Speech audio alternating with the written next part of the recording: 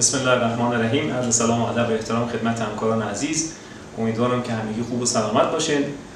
طوری که وعده داده بودیم انشالله مباحث ایمپلنتولوژی کم کم با هم دیگه پیش میریم.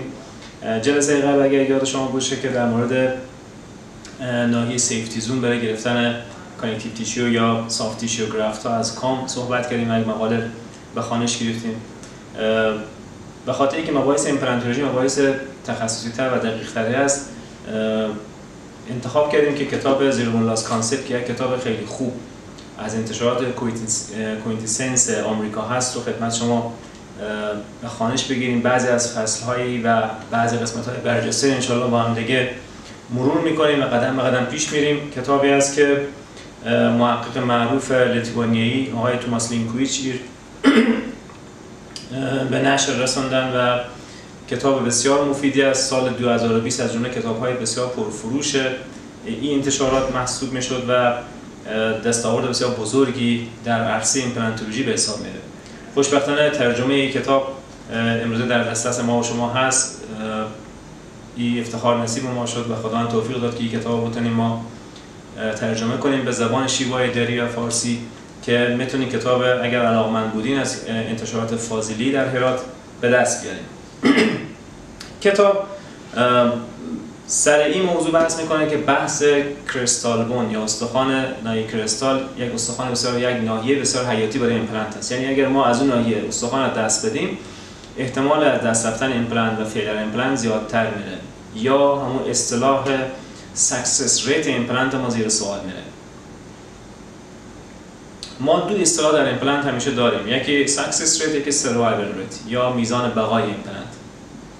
میزان بقای ایمپلنت حالتی است که ایمپلنت ما و شما در دهان فانکشن خود انجام بده، به حالت فیل شدن نرسیده باشه اما موفق نباشه یا سکسس نباشه. سکسس ریت حالتیه که ما استخوان و سافت تیشو در حالت باثباتی داشته باشیم و در سالیان طولانی مدت در دهه‌ها این حادثه یا این حالت برای که به شکل ثابت باقی بمونه. این میگیم یک سکسس ریت مناسب برای ایمپلنت.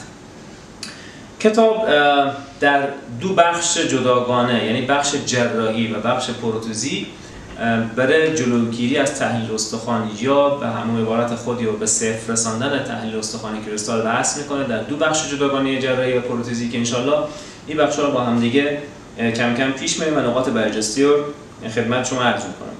در ابتدا در مقدمه بعضی از پاراگراف‌ها خدمت شما با خوانش میگیرم. نتیجه درمان ایمپلنت به پایداری و ثبات استخوان کریستال بستگی دارد و این عامل کلیدی برای تعیین موفقیت یا عدم موفقیت درمان است. یعنی یک عامل کلیدیه برای موفقیت درمان.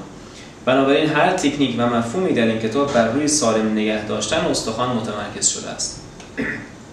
خوشبختانه کیس هایی که در کتاب هست بیشتر مقالات رندومایز کلینیکال ترایال ها و کیس های کلینیکی بسیار خوب، بالای 1000 تصویر کلینیکی بسیار مناسب که از نقاط برجسته کتاب میتونه به شمار بره.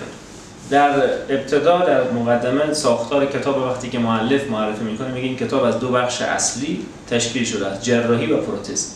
این ساختار یک درمان کلینیکی واقعی را شبیه سازی میکنه، زیرا ابتدا کاشت ایمپلنت انجام میشود و پس از آن بازسازی پروتزی انجام میپذیرد.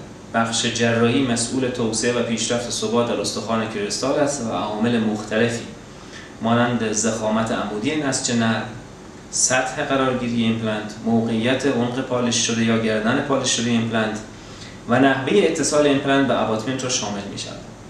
با این حال اگر ایمپلنت به خوبی بازسازی نشود، یعنی اون بحث پروتزی، نتایج عالی جراحی دوام زیادی نخواهند داشت. بنابراین مفاهیم پروتزی که ثبات استخوان کریستال را در اطراف ایمپلنت حفظ می کند نیز در این کتاب ارائه شده است. انشاءالله در جلسات بعدی وارد مباحث جراحی میشیم و استپ به استپ یا قدم قدم با هم دیگه انشالله پیش میریم. باز هم خدمت شما عرض کنم که کتاب ترجمه موجود هست، میتونید از کتاب فروشی فاضلی در هرات به دست بیاریم و همینطور که ما توضیح میدیم کتاب هم پیش شما باشه و از روی کتاب انشالله شما هم پیش برید. موفق و سربلند باشید.